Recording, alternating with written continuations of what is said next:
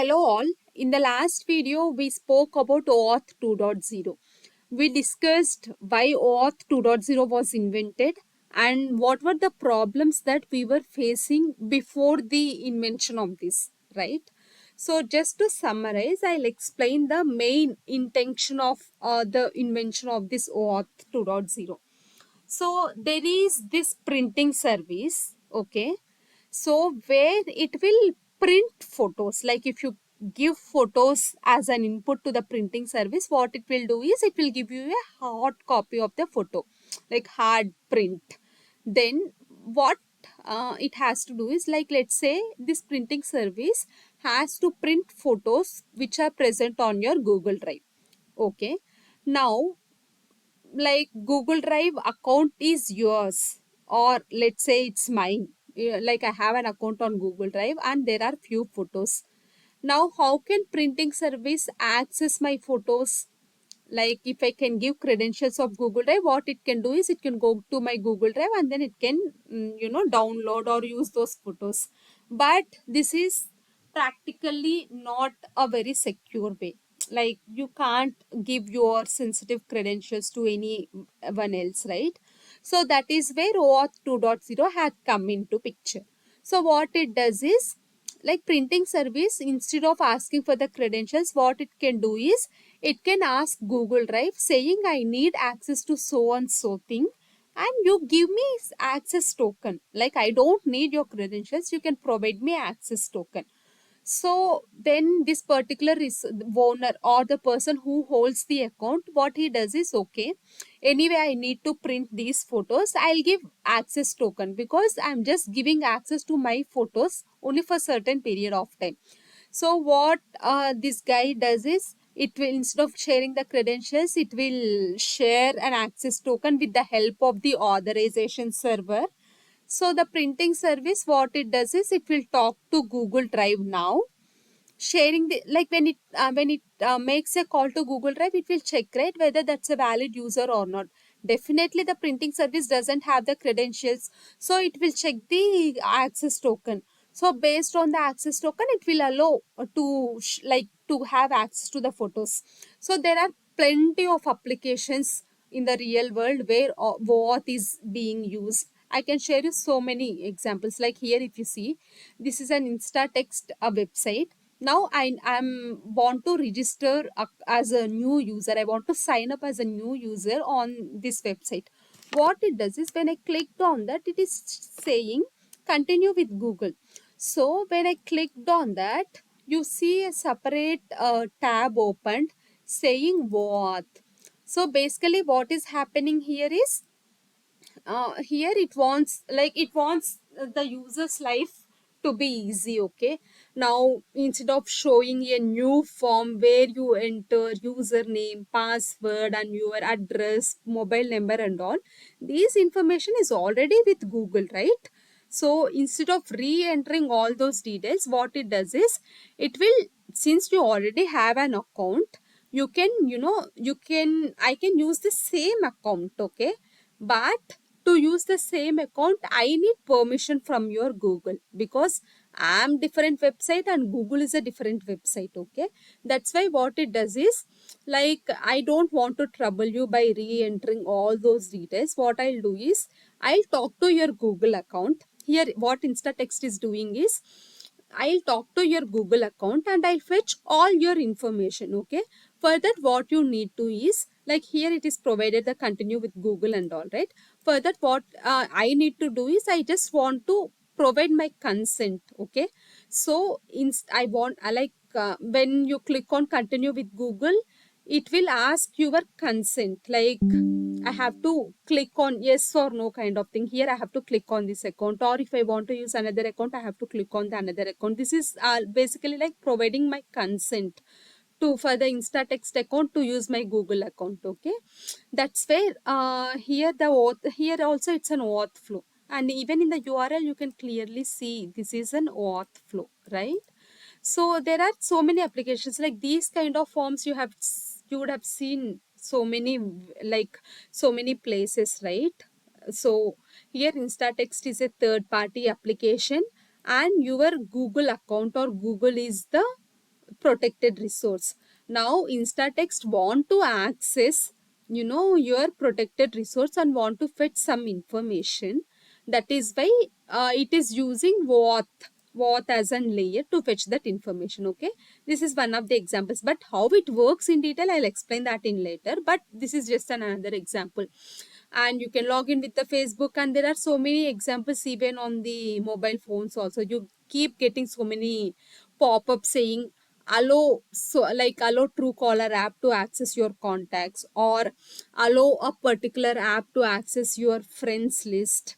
So like they need that information for their analysis. So all these kind of things is like the third party app is making, request to your application, and you are providing your consent. When you click on yes, backend what happens is you are providing an access token to the third party app. Here if you see, I clicked on Google. Okay, now what happened is a request has made to authorization server.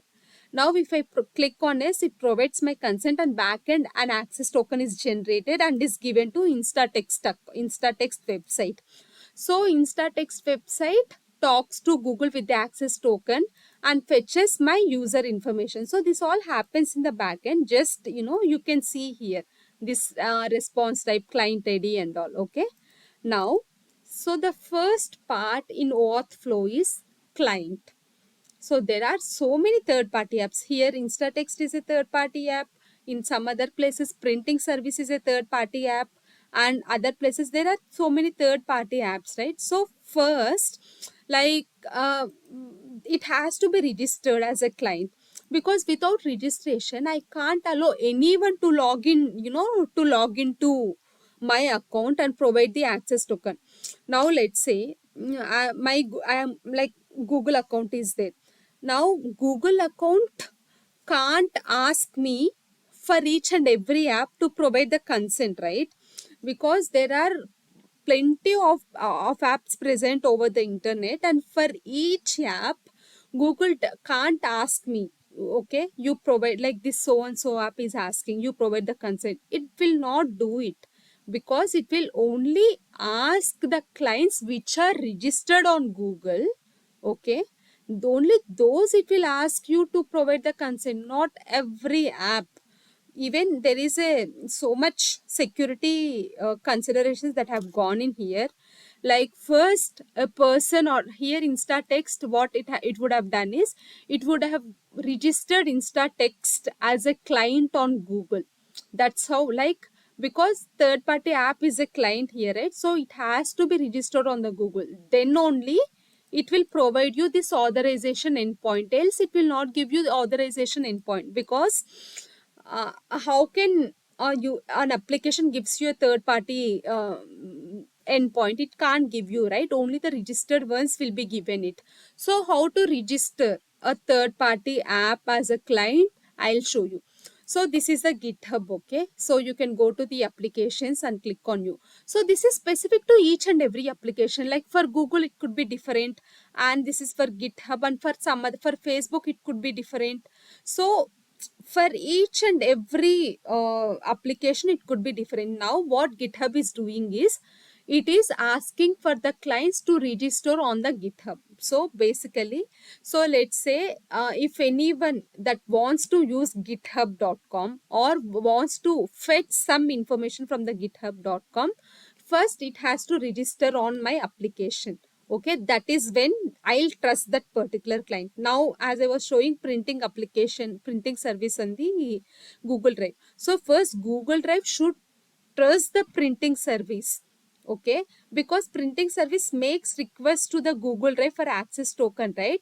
So to make the request also, there should be some URL. Okay, now as I was telling you here, printing service is making request to Google Drive. How it will make request? You have to have some HTTP URL to make a request to the Google Drive photos, right?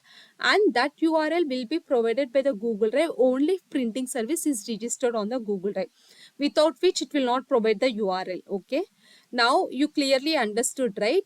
So for the printing service to make request to the Google Drive, it needs an URL, and those URLs will be provided only if printing service is registered as a client on the Google Drive. Okay, Now here it need not be Google Drive, there can be separate authorization server as well. As I explained in the previous video, the authorization server and the resource server those are interchangeably used. Okay, now here on GitHub I want to register some application. Okay, maybe you can say here as well, there is some printing service which needs access to GitHub to print few code files, anything.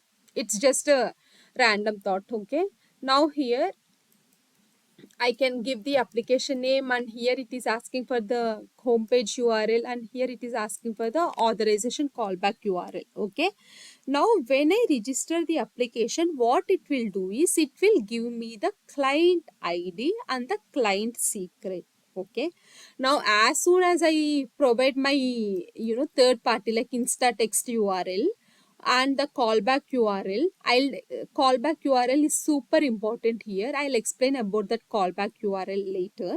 But here to register, what it will ask is, it will ask your website name, it will ask your website homepage URL, and it will ask for your callback URL. And in few cases, right, it asks you for your website logo as well, because no, everyone is interested in the pictures. Like as soon as you see some picture, you get the view of it. Not everyone goes and read the content, right? So here for the Instatext, this is the logo kind of thing. So as soon as you see the logo, you can understand, okay, this is so and so website. Okay, now here let us say Instatext only wants to register as a client on GitHub. Okay, it can provide all these URLs, and then later what it will get in return is it will get the client ID and the client secret. Okay, so client ID and the client secret are super important, because whenever you make calls, like here printing service is making calls to Google Drive or Instatext is making call to Google, it will pass the client ID as well. Because like if you don't use that client ID, then GitHub can't assume, like if you don't pass the client ID to this particular github.com, anyone can talk to github.com and get the access token. So that should not be done. That is the reason why what it does is, for the initially it will ask the client to register on this particular website, and you can assume that like any malicious application also can come and here register, right? No, it can't be done. So when you click on register application, a background verification is done. Like maybe it will send some code to your email which you have to accept it, a kind of link. So there is some kind of verification that happens in the background. Okay, so once that verification is completely done, then you will be given a client ID and the client secret. So whenever, let us assume here we are talking about Instatext, right? Whenever Instatext wants to talk to GitHub, what it has to do is it has to provide the client ID. So what GitHub does is, first it will see whether client ID is present in the URL or in the request or not. If it is present, it will check in the database. Did I issue this client ID to this particular website or not? So if the client ID is present in the database, then it will trust, okay, this is my client and I can, proceed the authorization request. This is how a trust builds between the client and the third party application. And here, if you have seen here, in the request, you're passing the client ID. I was explaining you, right, that the client ID is so important. Let me copy this one, okay, and see.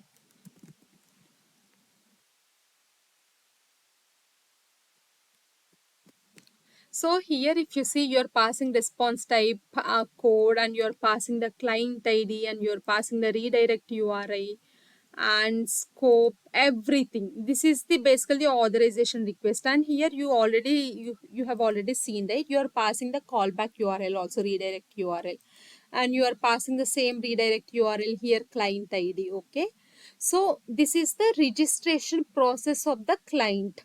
And basically it depends, it varies from application to application. GitHub has this way of registering, and few applications, they can provide, instead of providing this UI kind of thing, they can provide an API as well, where you make a HTTP calls and then you can provide the information. And other application might ask you for extra information as well. So it varies from application to application while registering as a client. And there are two types of clients that are present, okay, on OAuth. One is public clients and one other one is the confidential clients.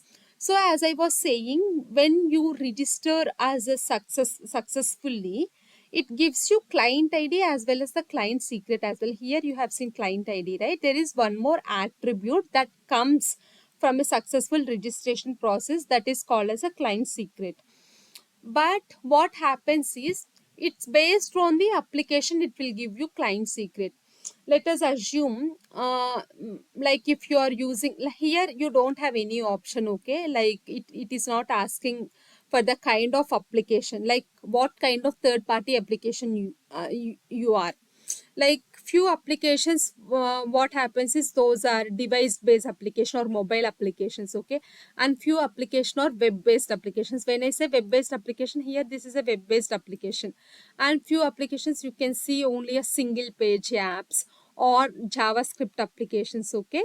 So it few time, like few applications, it asks what kind of third party application you are using, like how you should, like what is the type of client you are, okay.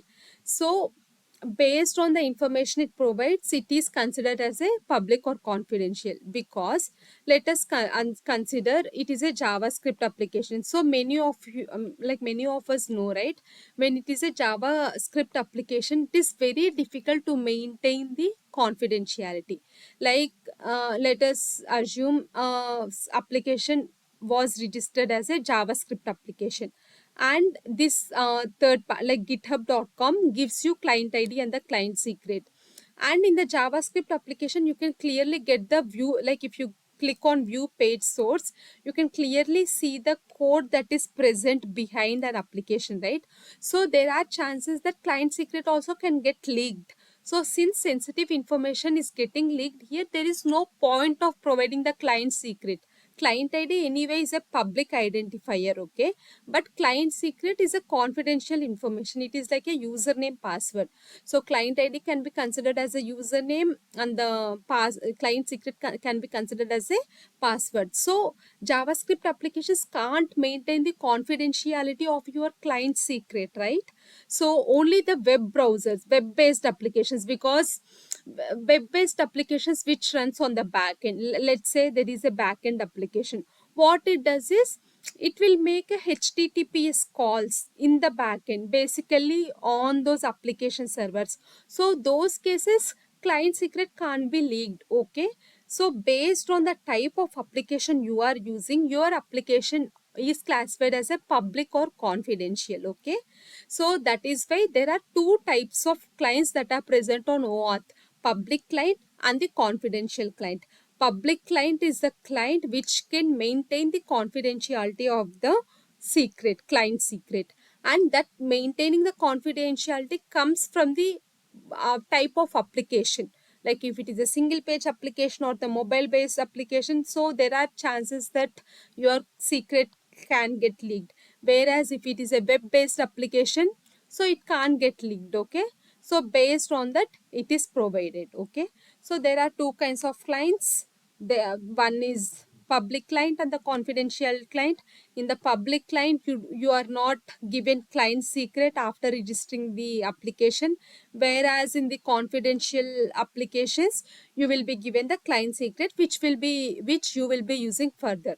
So in this video we discussed about the client registration, right? So first, a client has to come on to the OAuth or authorization server of the resource, and then client has to be registered, so that is when a trust forms between the client and the resource server or the authorization server.